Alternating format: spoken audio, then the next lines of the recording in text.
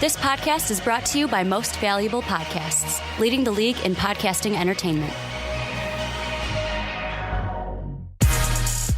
Welcome, ladies and gentlemen, boys and girls, children of all ages. This is Fast Break Podcast. I'm your host, Sean Anderson. Alongside me, as always, is Dave Oster. Hey, everybody. And we are back. We had a lovely Thanksgiving. Did you have a good Thanksgiving? Yeah, lots of food, lots of family, just enough food. Are you a ham guy? I am. Or are you a turkey guy? No, my family is anti-turkey. I love your family now. I mean, that's what's not to love. Turkey's completely overrated. Yeah. I'm going to be completely honest with you. I don't know if it's my family who just can't cook turkey, but turkey is extremely overrated. Mm-hmm. It's a bad food. You got to go with the ham. If you have to smother food with gravy to make it good, it's not good in the first place. Ham is great. Yeah. Ham is great. Go ham. Clear That's winner. what we're saying.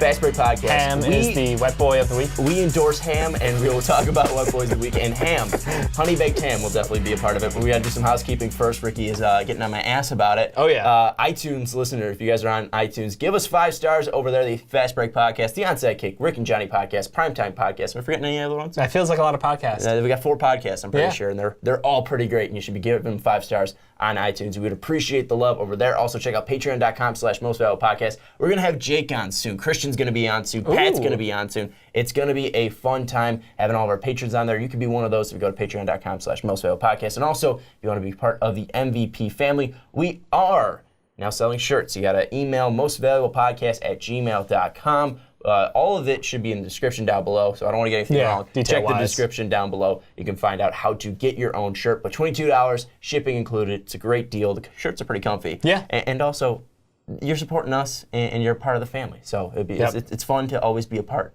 of a family, especially one that hates turkey on Thanksgiving. But let's jump into the dampest of dudes, the soggiest of shooters, the wettest of boys. Dave, you got a 2-time wet boy. Who is it? I feel like I'm playing favorites here. I'm just picking the cherries right off the top. It's James Harden. The man is I've heard it actually this week. It was the best player to not win a championship in the NBA right now. And it's kind of hard to argue with that in my mind. Why? Kawhi won a championship. That's right. Yeah. He was an MVP. I totally forgot about that. Yeah, Finals MVP, Kawhi Leonard. So, no, James Harden, he has been killing it. And you know what's even better is that Chris Paul came back, and he's still killing it. Mm-hmm. It's great. I mean, the stat line's ridiculous. He's putting up like 34 points a game, 9.3 assists, just shy of 7 rebounds. The biggest stat, though, 2 turnovers a game. Just 2 turnovers a game. I think there was some stat in that game where him and Chris Paul combined had 20 assists with no turnovers, or 2 turnovers. Something crazy, especially with the ability of James Harden to turn the ball over. Yeah, he is the identity of this Houston Rockets team. He is what makes them go. And honestly, I love it because he's playing absolutely crazy, like a man possessed out there. Yeah, you look at it, 36 minutes per game, and also what I like, at least in that 3-game sample that you're giving us, 3 wins. Really love that. Yeah. Seeing that. We usually like They are the number 1 team in the NBA right now. Yeah, we usually like incorporating wins into our wet boys. Unfortunately, I didn't do that with my guy. My guy went 1-2, but I got to give love to a Orlando Magic great. Aaron Gordon just had his second career 40-point game, the second 40-point game of the season. He had one back against Brooklyn early in the season, just dropped one against OKC. They won that game, 40 points, 15 rebounds, doing it on 56% shooting from the field, and also 6 of 12 from 3 for Aaron Gordon in that game. Stretching the floor. Lighting it up. And I think we either the stats already showed or you guys are already back on us, but in those 3 games that he did play, that he went 1-2, still had a nice stat line, 24 points per game, 2.3 blocks per game, 2 steals, 2.7 assists, 10 rebounds, 84% from the line, 52% from 3, and 51% from Aaron Gordon. Those are superstar numbers. I don't know if he's going to be a superstar soon, but you look at him, 22 years old. He's younger than Kyle Kuzma. He's younger than the president, Malcolm Brogdon. This is a guy that was huge coming out of college. I mean, you saw the athleticism back then. You saw it in high school as well. A highly drafted prospect, and he really wasn't able to put it together, but now he's finally putting it together. We saw the athleticism in the dunk contest, but now he's being able to do it on the floor in games, and we're also seeing him develop that 3-point shot, and we're seeing him kind of develop into not just a power forward who can stretch the floor, but a guy who can really have the ball in his hands and at least take it to the rim and be a guy that is multifaceted out there. Yeah. And Aaron Gordon growing out there is absolutely ridiculous because he's looking good defensively. He's looking good shooting the 3, and we already know how athletic he is. And you thought I was silly when we asked right here on the show, are the Orlando Magic for real? They're not. Aaron Gordon is. Aaron Gordon is. Vucevic isn't real. Elfrid Payton isn't for real.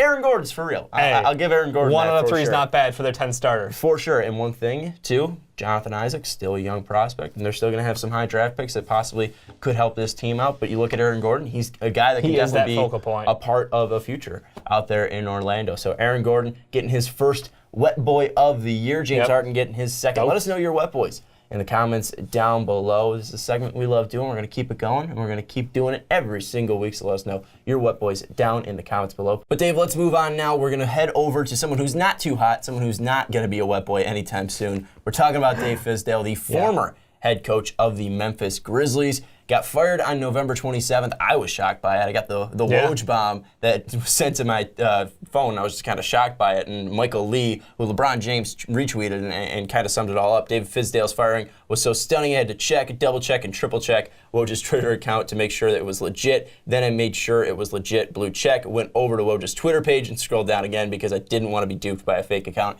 It was absolutely insane. I mean, people in the NBA world were shocked by it too. LeBron tweeting out, I need some answers, feel like my man was a fall guy. You even look at D-Wade. D-Wade said a similar thing as well. So Fizdale taking the firing, him and Marc Gasol were getting into it. Are you shocked that Fizz ended up getting fired? Yeah, I am absolutely stunned because this is a team that I don't want to blame their current losing streak. They've lost 9 in a row as we're recording this. Obviously, they're having struggles, but they've also had to struggle with injuries. Throughout his entire career, I feel like Fizdale has had to deal with his star players being injured, not being consistently out there, and even the role players they have is just like next man up mentality, which we've been praising him for. That's why he was one of our more highly ranked coaches during our offseason. Like, I don't want to blame this season on him. I don't want to blame their lack of success on him directly. So it's very interesting that this is the moment in time where the team decides that we're moving in a different direction. Yeah, I mean, you look at Fizz's first year and only year, full year, in Memphis. He had a great year, 43-39. He had a 1-win improvement of his predecessor in Dave Joerger. Joerger got fired as well, but Joerger was looking more at a different job. He was, pursuing other jobs. He was talking to different teams about a position. Memphis didn't like that, though, so they canned him. They brought in Fizz. Fizz gave him a 1-game improvement. And that was dealing with a Marc Gasol injury. That was dealing with a Mike Conley injury. That was dealing with a ton of injuries to Zebo. The shell of Chandler Parsons. Chandler Parsons being injured. So he was dealing with a ton, but they still improved. You look at the Spurs-Grizzlies series, that was pretty close. I mean, they took it was at more least competitive than anyone expected. Yeah, they won 2 games, and I think they took one of those games to overtime as well that they lost. So you look at it overall, they had a nice performance under Fizdale, and it really came to a head when him and Marc Gasol were bashing. So do you feel like it was the right move? Because obviously they gave him an ultimatum, whether it was Fizdale or Marc Gasol. Do you feel like it was the right move to go with Fizdale over Marc? So this is kind of I'm going to take it back one step because as an NBA franchise, they kind of have to decide what is their happy point. I know at the end of the day, everyone wants to compete for a championship. Realistically, there's not 30 teams in this league competing for a championship. You have the teams who are competing for that top draft spot. You have the teams who are in the middle who are happy at growing their market, keeping everybody invested, and then you have the teams who are truly competing for a championship. And Memphis has kind of been in that middle upper area. They're not quite good enough to win a championship, but they're scary enough of a team that you don't want to face them in the playoffs because they can take a series. So when it comes to what they were going to do for the future, I don't know if I would agree with them with, all right, we're going to keep our head coach, we're going to trade Marc Gasol because he has value. Mike Conley, we still have the contract. When he returns from his injury, we can see what we can do with that. But I don't know. I'm more on the side of I might have gone for the younger. I might have gone for the rebuild. That's the person who I am. I'm a very big person who believes in the rebuild. Yeah. But Gasol is still an excellent center. He's one of the best centers in the league today. And I know there's a lot of teams out there who would be interested in him.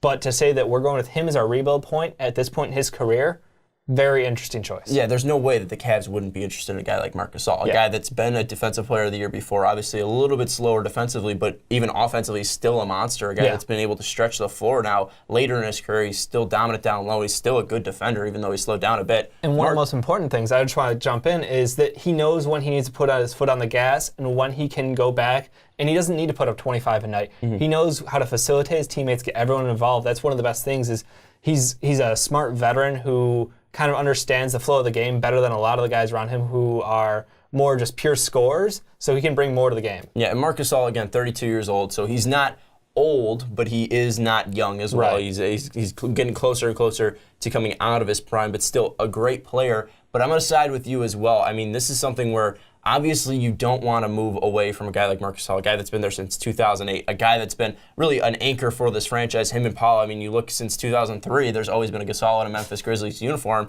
and that has really helped this team kind of be respected in the NBA. I mean, Paul was fantastic with Memphis, really didn't do much, at least as a franchise, with Paul, but then you finally get Mark in there, and now you kind of see the playoffs coming more consistently with the addition of Mike Conley. And I think it's one thing where you look at Conley and you look at Gasol, they're both great players. Again, we got to go back to the injuries. Mike Conley currently out. That's a huge reason why you have a 9-game losing streak. There's not enough on this team to help Marc Gasol and help the other players, come up and actually win games. It's not like Fizdale was losing these games, and Fizdale was trying to get anything going. He clashes heads with Gasol, and then Gasol, with the power that he has, at least in Memphis, was able to get him fired. And now you have J.B. Bickerstaff there in Memphis being the interim, and I just feel like it was the wrong move because you look at Memphis, like you said, they're a good team, but they're not going to win a championship anytime soon. And I'd be shocked if they went to the Western Conference Finals anytime soon, and that's with a healthy team. Yeah. So overall, I feel like it's the wrong move because you look at Fizdale, his experience in Miami, his experience in Atlanta before this, and his first successful year going 43-38, that's something that you can't get rid of and can't push aside. I mean, Fizdale is a young coach here, and he has energy, and he is really a smart basketball mind. And that's something you can't take for granted now in the NBA. You want players to be able, you want players to wanting to play for your coach.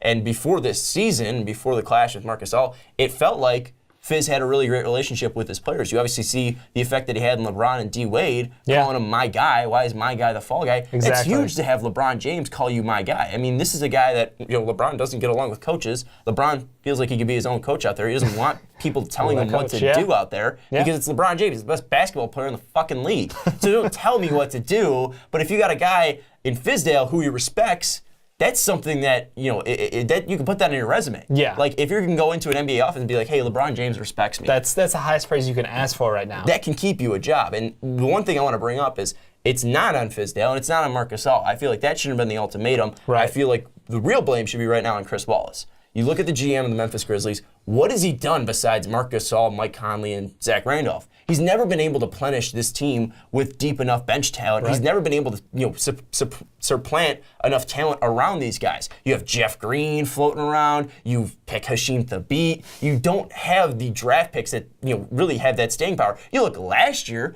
they go out and get Wade Baldwin. Baldwin's off the team after a year. I mean, what is the scouting talent like in Memphis? Why aren't you able to really develop these players outside of Conley and Gasol? Yeah. Where is the problem really lying in Memphis? And it's a guy in Chris Wallace who's been there since 2008 and hasn't really been able to develop talent. Right. No, I think you're absolutely right. You nailed it on the head. It's how do you build a team up right, and what have they done to help themselves since? And the answer is not much. This year they've been lucky that Tyreke Evans kind of turned back the clock. And because of all these injuries, he's become a primary ball handler again. He's in his comfort zone. He's really exceeding all the expectations that were there for him. So they're lucky that they're at least getting that much out of him. But you're right. Last year it was a lot of these role players stepping up, and we were even joking around about towards the 3/4 way through the season, it was like, are they just rolling out like a D-League roster and going to roll into the playoffs with this? And then it happened. So this year, when 9-game losing streak, they're still trying to find their voice, try to find how they're going to compete in these games.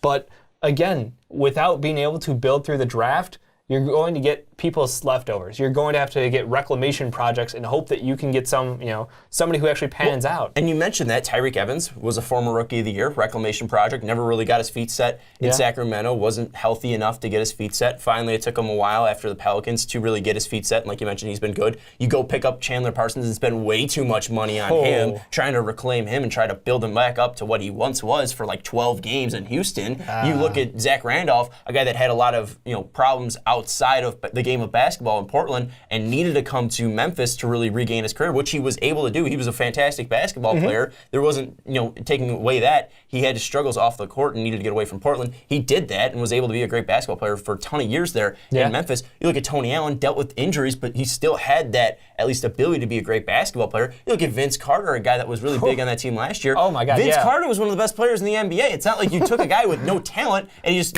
spopped up at the, age of 40. He was a great player, and it just took him time to really get acclimated, and you had to give him a specific role to really work in. He just took guys with talent and just hoped they worked. Yeah. It's not like, Chris Wallace is doing anything that we can't do in 2K. Oh, God. This is something that you had Marc Gasol, who's a great player and comes from a great family of basketball players. Yeah. Mike Conley was a number 10 pick and was a great player at Ohio State. You look at Tony Allen, again, reclamation project, like you said. Same with Zebo. Same with all these players they kept dragging in and putting in. There was never that actual player development that you saw. Right. You got, you have Gasol and you have Mike Conley. And outside of that, you have no homegrown talent in Memphis. I think the guillotine needs to come down on Chris Wallace, and that's one big problem. You mentioned the two names who are gone this year, and Tony Allen and Zebo, and that was grit and grind. That was what made Memphis. Vince Carter, too, weirdly enough. Yeah, well, he evolved his game so much as he grew. That was just incredible. He's able to still do that.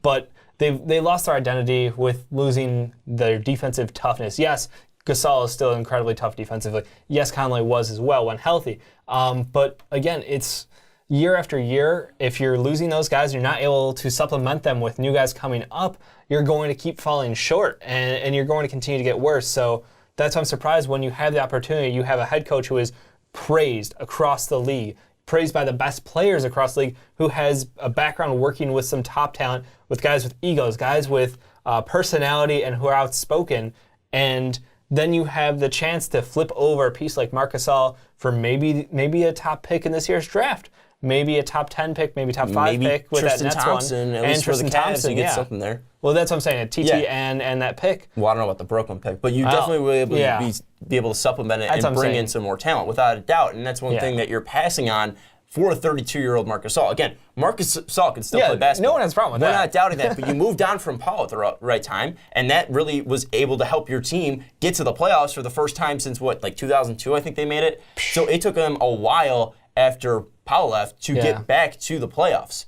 And that's one thing that they need to do, is kind of move on from this old regime and bring it in. I thought Fizdale was the guy to do that. And I think they're making a huge mistake here. I think they're getting set in their ways, and now you look at this team possibly being sold or at least changing ownership. They're definitely going to need a change. I think one big change that needs to come is definitely in that front office, and that's one thing that really hasn't changed. But at least going back to Fizdale, he obviously has pull in this league. Yeah. Been with the Heat, 2008 to whenever he was hired to 2016. 2008 to 2016 was assistant with Pat Riley, Spoelstra, was on the big three teams, Chris Bosh, Dwayne Wade, LeBron James, was with the Atlanta Hawks as well, 2004 to 2008. He's been in this league for a while. Are there any teams out there that you think that are, the right fit possibly for Fizdale and should be approaching Fizdale and trying to bring him onto their side at least? Homer aside, the Bulls, I mean, we talked about shitty coaching. Like, we have Hoiberg, for fuck's sake. Put out an offer. But I'm telling you right now, I think it was Jalen and Jacoby.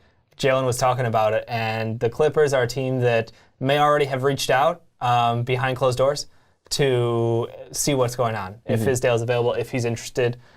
Because I think between him and Mark Jackson, obviously Mark Jackson is a little comfortable doing the commentating right now, but still pretty good coach. But Fizdale right now is the hot name, is the one who garners the most interest. I think the Clippers is the one that's most likely in my mind from everything I've heard. And I'm all for it. But as a Bulls fan, I throw money at him. Yeah. I don't care what it takes. Hoiberg out. I think there's definitely a ton of teams that would be needing Fizdale, and I think one team that people went immediately to, especially with LeBron coming to the defense, would be the Cleveland Cavaliers. But you look at them now, 9-game win streak. It feels like they're really turning it around. You see them playing defense. Finally, it looks like the Cavs are kind of hitting their stride now. And him and Ty Lue, kind of similar guys, at least in the fact that, Dave Fizdale's a better coach. I was going to say, Dave similar guys in the fact that they're both guys? No, Dave Fizdale's a better coach, but I'm saying they're both player coaches. The guys like Ty Lue. And the guys like Fizdale. They can like them, but the respect thing. And that was back to LeBron quote, when I actually interviewed him after the game, it was something along the lines of, 1 second, competitive as anybody, I'm not sure. Oh, hang on 1 sec. God damn it. Great job, Dave. Really appreciate it. You got it now? Fuck you. All right, cool. Dave just saying that. All right, I got it. Okay, all right. Great. So maybe that was it. He's not kicking nobody's ass out there. Basically, players respect him, but he's not going to go out of his way to be a player's coach. It's you either like the way he is, or you take the road out of town. And I think that's what it is. And at least players kind of like that in the fact that, obviously, Gasol butted heads with him, but I feel like overall, if you're able to go into a room with LeBron James and D Wade and say, all right, respect me, takes balls. This is the right way things are going to happen around here. Yeah, I think guys appreciate that, and that's one thing that we've seen before Phil Jackson was able to do that with Jordan. You guys have been able to do that at least before in the NBA, and it's obviously worked out. And I think Fizdale has that ability. I think, going to a team like the Bulls, being able to develop guys and kind of work with them, I feel like that could definitely help, especially with the young players, especially if they go with a guy like Bagley, who might be a little more selfish, at least what we're seeing from college. Maybe kind of getting that respect of the coach right away could be huge for him. Or if you talk about the Clippers, you have Blake Griffin out there. If you're able to get the respect from him, that would be huge as well. I feel like it's not going to be the Cavs, so I feel like people got to get off that. Because, yes, the easy thing is to say the Cavs. Ty Lue doesn't look like that great of a coach out there, but they're winning games, and you're not going to fire a guy if you're winning games, unless you're David Blatt. Yeah, they've done it before. But they didn't love David Blatt, and that was the one thing. So I think it's definitely going to be an interesting situation with Fizdale, but I think the Grizzlies messed up. But I think you're on that same boat as well. I am as well. So let us know what you think of the Memphis Grizzlies situation down in the comments below. Do you think the Grizzlies fucked up? Do you think the Grizzlies messed up? I don't know. Maybe effed up's a little too hard. Yeah, they had two options in front of them. They took the road of we're going to go with the players on this one, and I'm sorry, they had a great coach in Jaeger before. They went a different direction. Well, Fizdale now, different direction. One thing I want to mention, too, with Jaeger. Jaeger was a good coach. Jaeger's still a good coach. Obviously dealing with some problems out in Sacramento right now. Sacramento's not a great team.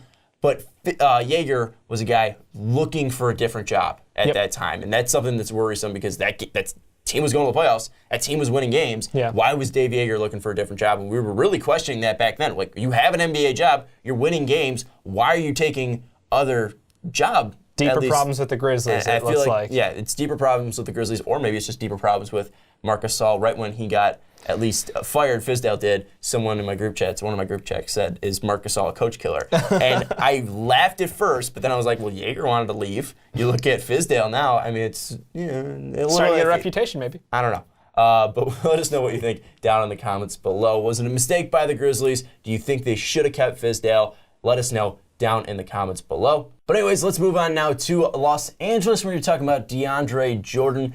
Before their 3-game winning streak, they had a 9-game losing streak, and they just lost Blake Griffin to a sprained MCL. I believe he's going to be out for 2 months. And now the question begs, with DeAndre Jordan having a player option at the end of this year, should they move DeAndre Jordan? We've kind of come up with the assumption that they should move him. I mean, looking at this team, Blake's injured, going to be out for 2 months. Milos hurt. Pat Bev hurt. This team looks bad out there. Yes, they've had 3 wins, but you beat Atlanta, Sacramento, and the Lakers. Big whoop.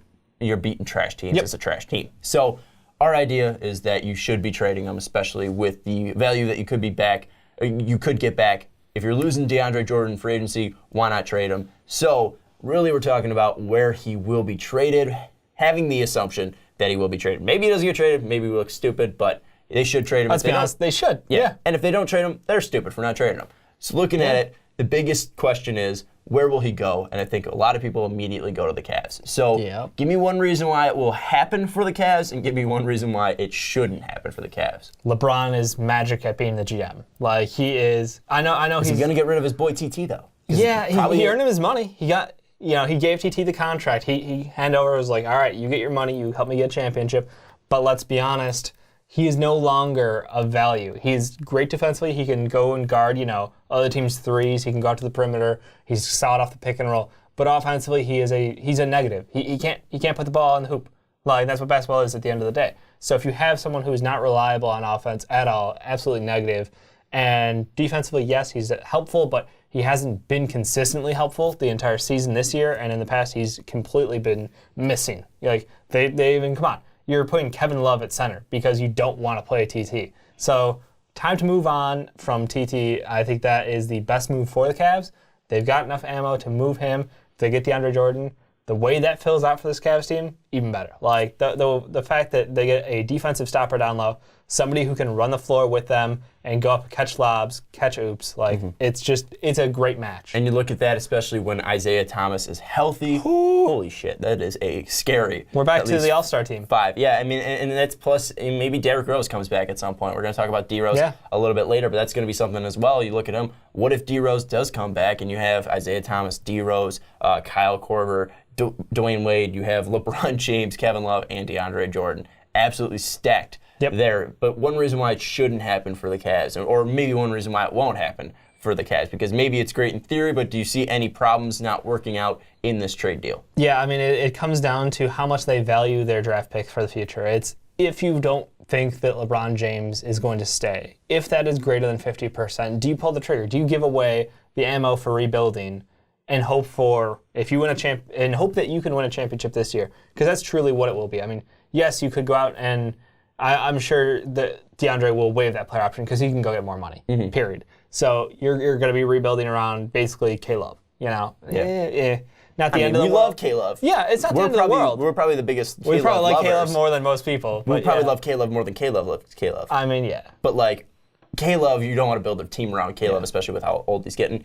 But looking at it, I mean, taking everything in, it probably won't happen, at least in my mind, because the Clippers will probably end up wanting something more than what the Cavs are offering. And what I've heard is Shump, TT, and then the Cavs pick, not the Brooklyn pick for this year, the Cavs pick. And pretty much the rumblings around the Cavs office is they don't want to give up that Brooklyn pick. Pretty much for that reason why you're saying is, what if LeBron leaves? We're going to need the ability to go out and get somebody. And you look at Brooklyn right now, they have some decent pieces, maybe a decent basketball team, but with so many injuries, they're really not performing right now. And that could be a top pick in this draft where we talk about, already, we're talking about Colin Sexton later. We're talking about Colin Sexton. We're talking about Michael Porter Jr. We're talking about Luka Doncic. We're talking about Marvin Bagley. We're talking about Ayton. We're talking about Bamba as well. There's so many guys out there that you could possibly be a, at least crux for your franchise. Yeah. So going out there, you don't really want to give up that value, especially for DeAndre Jordan. If he does see that ability to, hey, I can walk, maybe I get a ring, but LeBron's leaving too, I can leave. That's something that worries me. I feel like that's going to be something where, DeAndre doesn't control where he goes at all. He doesn't have a no-trade clause, but he still can leave after this year. He can still decline that player option. I feel like one thing that won't happen is the Cavs won't give up that 8th. The Lakers, I don't want to keep, the Clippers won't want to, I keep thinking LA. The Clippers won't want to give up DeAndre for that little, and I feel like that's probably going to be the biggest crutch there as well. So I feel like this DeAndre trade, if he's going to get moved, the best fit for him will be the Cleveland Cavaliers. Yeah. But I don't feel like it's going to happen. Do you feel like there's a deal out there that should happen, though, and you think it's like a clear-cut DeAndre Jordan should go here? I honestly don't have anything in mind. It's just you need a team that's competing for the playoffs because this is a one-year rental. No doubts about it. Like you said, DeAndre will most likely walk for more money at the end of this year for a better contract, get himself locked into a safe deal. I honestly think that it just is going to end up being a playoff team. Whether we could see something fun, the one that I was sort of thinking back and forth on is if they go to Toronto, because JV has been, for 2 years now, he's been tossed around as, undervalued, talented, but he's not going to get as much floor time as he maybe deserves. They could use a defensive stopper down low. DeAndre can create matchup issues for people and provide a great paint defender. So honestly, if they pull the trigger on something like that, that would be interesting because that changes up the dynamic because he is an elite rebounder. And in the East, when you're looking at a team like the Cavs and the Celtics as the top two teams in the East, you see that and you see a weakness when it comes to rebounding. If you have DeAndre Jordan, you can take advantage of that, take advantage of them, and set yourself up for way more second chance possessions.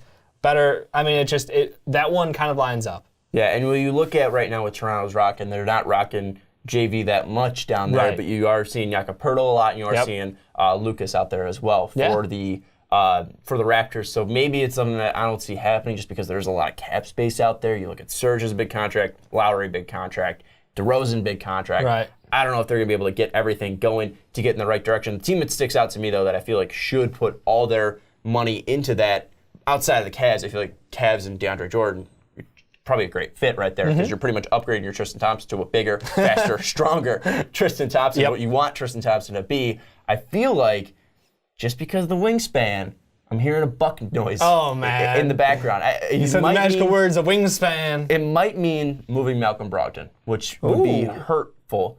But I think overall it might be beneficial to him because you look at the size of that team and you talk about being able to be out rebounding people. Giannis Antetokounmpo, you're going to have Eric Bledsoe, you're going to have Chris Middleton, you're going to have Jabari Parker when healthy, you're going to have DeAndre Jordan. That is a scary lineup out there. And that's going to cause a lot of matchup problems because not only is that team big, that team is fast. That team is dangerous. I feel like maybe Brogdon, where he does have a lot of potential and we love him for what he brought to that Buck team, maybe you look at it and you see what the pieces they have on their bench already. You have some decent bench pieces there with, Tony Snell has been a good shooter. Yeah, you're going to have shooter. a deep lineup with, Jabari. They're probably not going to rush him into the starting lineup right away. I feel like not only does he going to bring speed, length, he's also going to take, breaks from Don Maker away as well, and you're going to really solidify that place down low. And I feel like that might be really nice, especially with that trap defense that they play. Having that in that 1-3-1 trap that they play, the last one you have is DeAndre Jordan.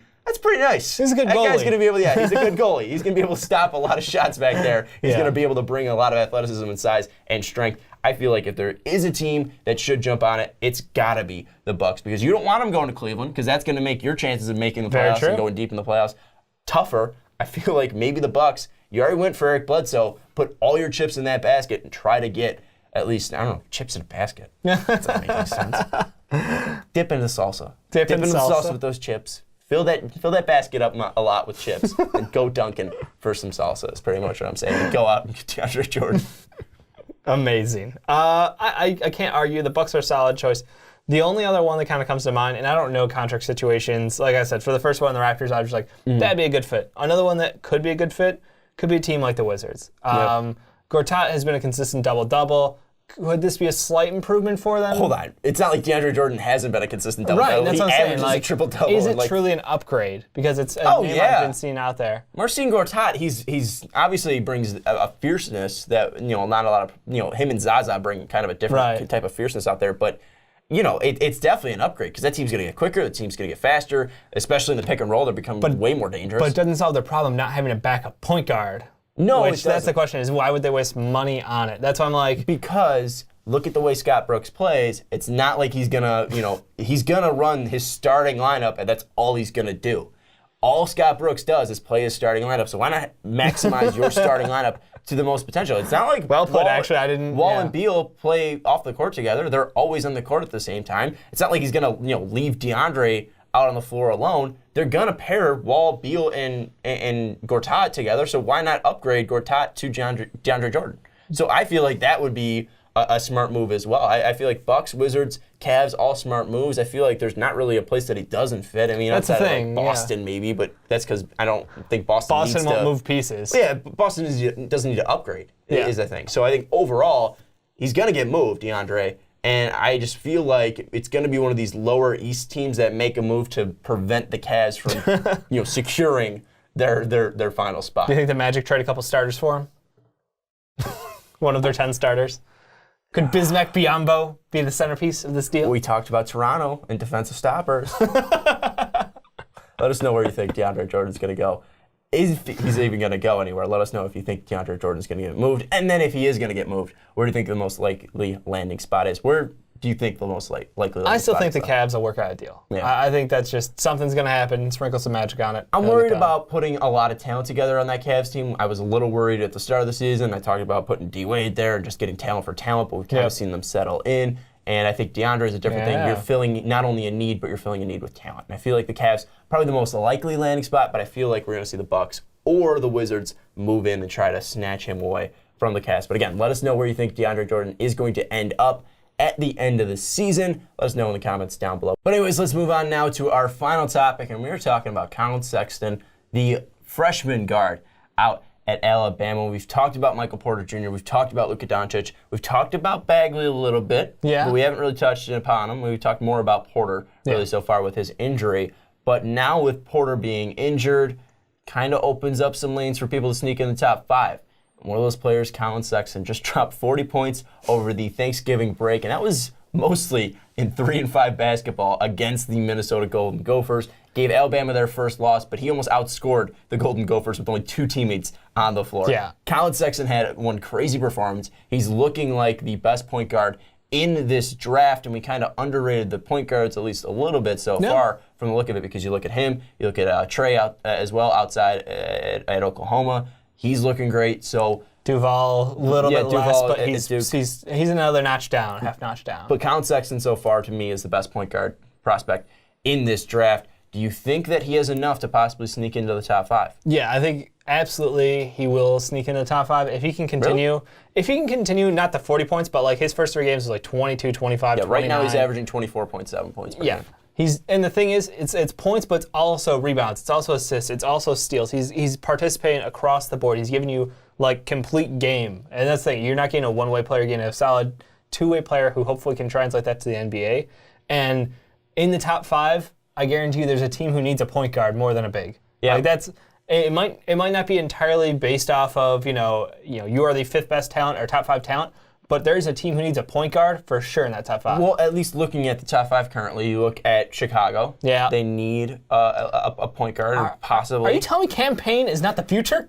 Well, you look at Chris Dunn, who currently is the starting point guard. He's looked good. He hasn't looked bad, but then if you look at him and Colin Sexton definitely has a brighter future, being way younger than Chris Dunn. I'd say that Colin Sexton has a brighter future. You look at Atlanta. They don't really need a point guard. No. They got Dennis Schroeder. You look at Dallas Mavericks. They just drafted one in Dennis Smith Jr. You look at Sacramento. They just drafted De'Aaron Fox. And you look at Phoenix Suns. Maybe that's the one place that needs them. But even desperately, then, they got tight. Do they desperately need a point guard in Phoenix? Yes. Yes, they absolutely do. I don't know. Tyler Lewis, I love him. Look, I was probably the biggest Tyler Lewis fan of him coming out. I mean, they still got Brandon Knight. Yes, they still have Brandon Knight. If we're going to hang our hats on something, it's that they have Brandon Knight. When he comes back, you watch out.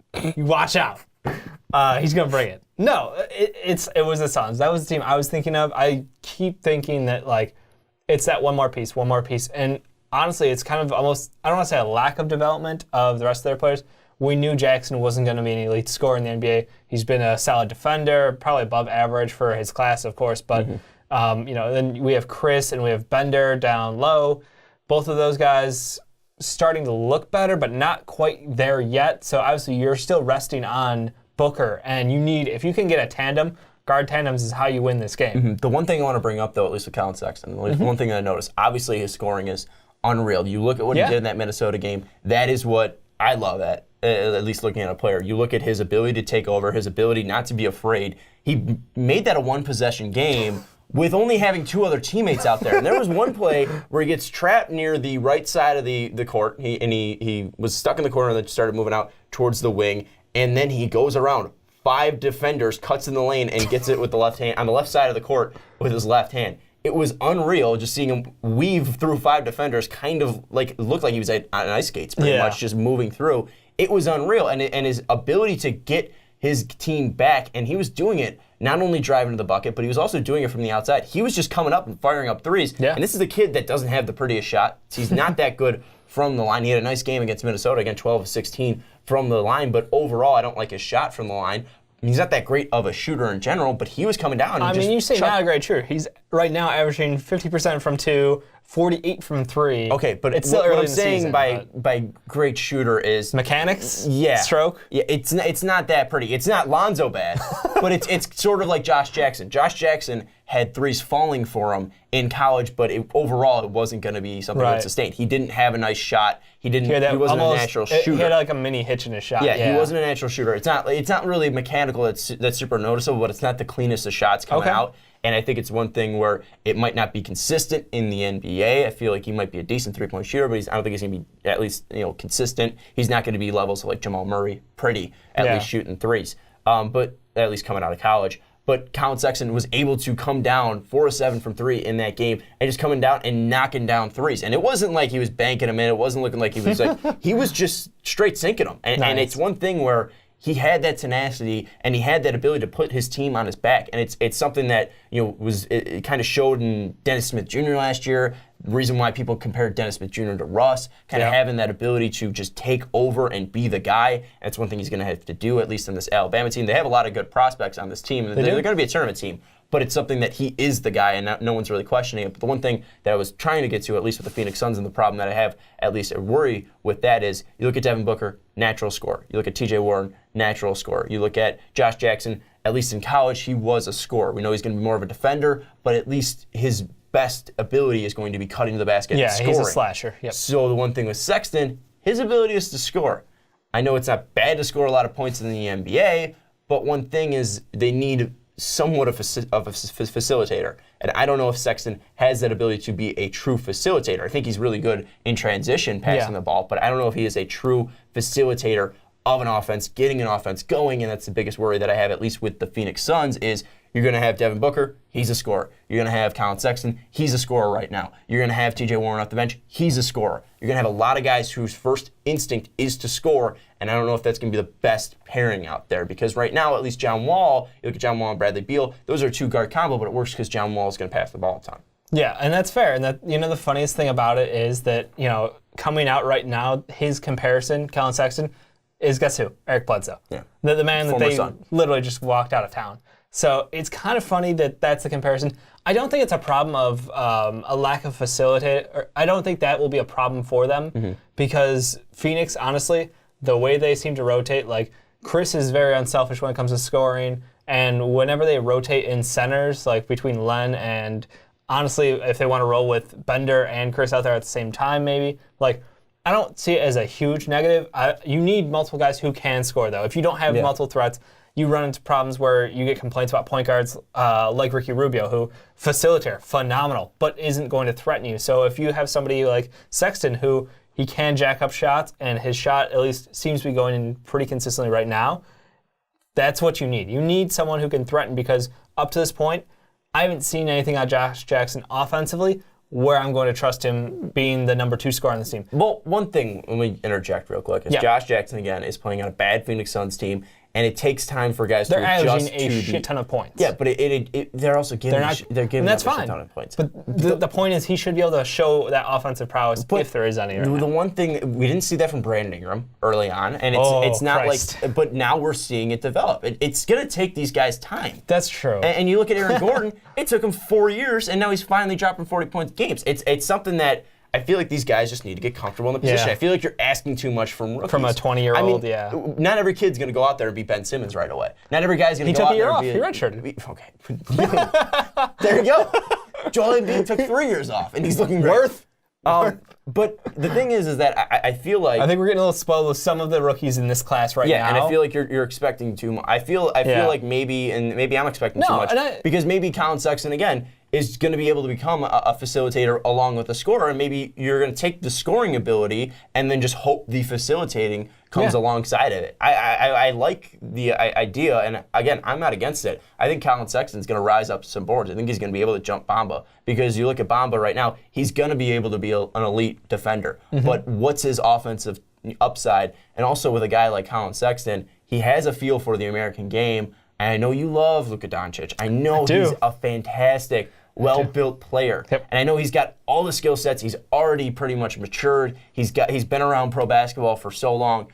But it's a different game, at least. And we've seen guys do it before. Gasol brothers. We've seen Kristaps do it. We've seen Dirk do it. We've seen guys come over. Dragic has been able to do it. We've seen guys come over and be successful in the NBA game. Ricky Rubio as well, if we're going to mention him. Guy who is pretty built fundamentally. Yeah.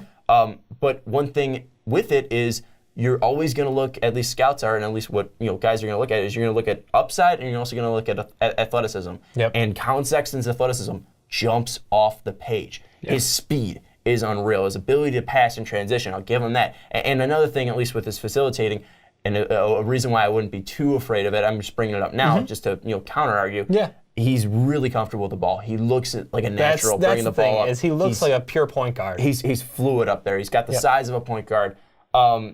Sometimes he looks like John Wall bringing the ball up. I've seen a little John Wall in him. I've seen a little Eric Bledsoe, like you mentioned. I've seen a little Russ in him. I've seen De'Aaron Fox in him a little bit. He's a guy that's really a modern point guard. Yeah. And I feel like maybe the facilitating would come around, especially if you're going to have a guy like Devin Booker around you. I feel like, though, he's going to be able to jump a guy like Bamba. Bamba might be able to come on, and I'm not saying Bamba's not going to be able to have great games like Colin Sexton had against Minnesota. But I also feel a guy like Doncic, again, I know you love him, and maybe you can make the argument against this right now, but Sexton has the athletic ability and has the ceiling to possibly jump guys like Doncic, who scouts aren't seeing right now playing against college competition. Maybe jump even a Michael Porter, who's not going to be playing against college competition this year. Right. Maybe Sexton, who's been hella impressive so far, will be able to continue 6 games, though. And jump That's it, though. the context. Like, this is Michael 6 Porter, games. 0 games. Well, 2 minutes. Well, 2 minutes. 2 minutes. 2 minutes. Doncic, 0 college games. But I think that's the problem is people try, and I agree, potential is exactly what you're looking for. Potential, athleticism are the two biggest things. And when I see Euro players, it's always a knock that it's very hard to gauge their potential compared to college athletes because we've seen the trajectory of college athletes a million times more than Euro players. So it's very hard it's apples and oranges, to be 100% honest with you. So saying that a player like Colin Sexton has more potential than Doncic. Rudy Gobert as well. Rudy Gobert, yeah. I mean, if we want to be assholes, we can Nico. I mean, that's not a good. That's one. not going to help your case, but no. That's the point. We've seen a more proven track record from college to the pros. We know what to expect. We can see similarities. We can see matchups. So you can see top tier players playing against each other, and you have a baseline comparison. In Europe, it's a very different way to view the game because these players aren't guys who are in college. These aren't guys who are getting as many games on TV against, national scouts. And some of them are playing in pro leagues against pro players. You look at Doncic right now, he's playing with Rudy Fernandez. He was a guy who used to be in the Portland Trailblazers, a guy that I absolutely love. Yeah. I was a huge Rudy Fernandez fan. He had a terrible dunk contest that Oh my God. But I'm sorry you brought that up even. Yeah. He sucked in the dunk contest. I was saying he should not have been in that contest. I loved Rudy contest. Fernandez, and when he was in there, I was like, holy shit, Rudy Fernandez in the dunk contest. And then he was awful. Yeah. I just feel like potential is people are capping potentially too low for Doncic because he's a Euro. Yeah, no, and I get that. But the thing is the only reason why I say that is maybe, again, it's a different game, but I don't see that speed that I see in Colin Sexton. And I know they're different players. And Colin technically Sexton's 5 inches shorter in different positions. Yeah, technically different positions, even though they have the same primary ball handlers, what they're both going to be doing for your team. So I agree. I can't put them up there yet. It's 6 games in. I've not seen enough. And I mean, the 3v5 game was awesome, and I'm sure that's going to be like a story of the year for the entire year. But at the same time, you have to look at that Minnesota team and be like, once that happened, they sort of were half-assing. Well, and we got to look at the 2 top guys that we talked about coming into this. This is the one thing I want to mention is how crazy this draft class so far has been. Yeah. The 2 guys that we mentioned as our top right now, Doncic and Porter. Yep. Porter, obviously injured. Yep. And we look at Doncic again. We haven't seen him go up against college-level athletes so far. So his stock will be mostly sitting or dropping. It's very hard for him to grow his value right now. Yeah, until the combine comes around, they're able to see him, test measurables against these other college players. Once you get in-house interviews and workouts, then it'll change. But looking at it, you look at Bagley. I've been iffy on Bagley, but you look at the Texas game where he drops 30. I don't like the last minute shot that he's firing up a 3 there, but he looks scary. Confidence in that one. Absolutely scary out there. Ayton can't catch a ball, but physically he's disgusting. Yep. He is an absolute monster. Arizona's struggling, but Ayton, again, he looks physically like a monster out there. Again, we're mentioning Sexton. He looks disgusting out there. We talk about at least Jaren Jackson from Michigan State. He looks damn good. He's on top of it, yeah. My boy Miles Bridges, still the best sophomore in the NCAA right now, and he's still going to be a top 10 pick. It's fun right now. It is, and I love the early college season because we're seeing these guys who basically we have very little tape on them. We got a little bit of the championships, the under 18s. I don't know about a little bit of tape. For the casual fan. Okay. From the casual fan's perspective, these are guys who are just hyped up. You see it on like Reddit threads, you see it on forums, and then all of a sudden we're getting to watch them blow up in games and just through the roof with expectations. Like Bagley, like you said, we were pretty conservative on him early on, and a little bit like, well, I watched him play live actually, and that was kind of fun, but like he also got like poked in the eye, so I kind of missed out on watching him play a lot. But these guys who amazing hype prospects that turn into like, holy shit, this is legit. Like this class is absolutely crazy, and it's fun just seeing all these guys. And again, you talk about I keep forgetting his last name, but Trey out in Oklahoma just dropped over 40 points. He looked disgusting as well. You mentioned Duvall out in Duke as well. I mean, there's a ton of players deep in this draft as well that could be absolutely fun. So it's going to be a fun draft. I think Sexton can definitely move into the top 5, and depending on the team picking, maybe top 3. I'm still saying wildcard Suns, watch out. I'm thinking if the Suns end up a top 3 pick, maybe they go with him because Bagley, Ayton, if they're sold on Bender and Chris, probably not going to go there. They don't need a small forward. They have Josh Jackson and TJ Warren. Just saying, maybe Colin Sexton works into a top 3. I really like what we're seeing from Sexton. But let us know who your top 5 is in this NBA draft so far. Do you think Sexton is in there? Let us know in the comments down below. But that's going to wrap up the Fast Break Podcast, at least this version of it. If you're listening on Blog Talk Radio, do something. Well, thank you. Thank you. Yeah, thank you. It's a good one. If you're listening to Buck Jeff Radio, thank you for listening down there. If you're watching on YouTube, again, hit that like button, hit that subscribe button, check out patreon.com/mostvaluable-podcast. You can be on one of our podcasts if you are on that $10 tier, but off of that $2 tier, you got Patreon exclusive podcasts that are absolutely fun. You also check out iTunes. You rate us 5 stars on there. It's a terrible ending. 5 stars on iTunes to the Onside Kick, Fast Break Podcast, Primetime Podcast, and Rick and Johnny Podcast. And also, again, we're selling t-shirts. Check the link in the description, or not the link, check in the description on how to those details. Do that. Fucking up this outro, but it's going to be done. And also, we got the OC edition. We're talking D-Rose over there, so check that out on our YouTube channel. But for Dave Oster, I'm Sean Anderson. We'll see you next time.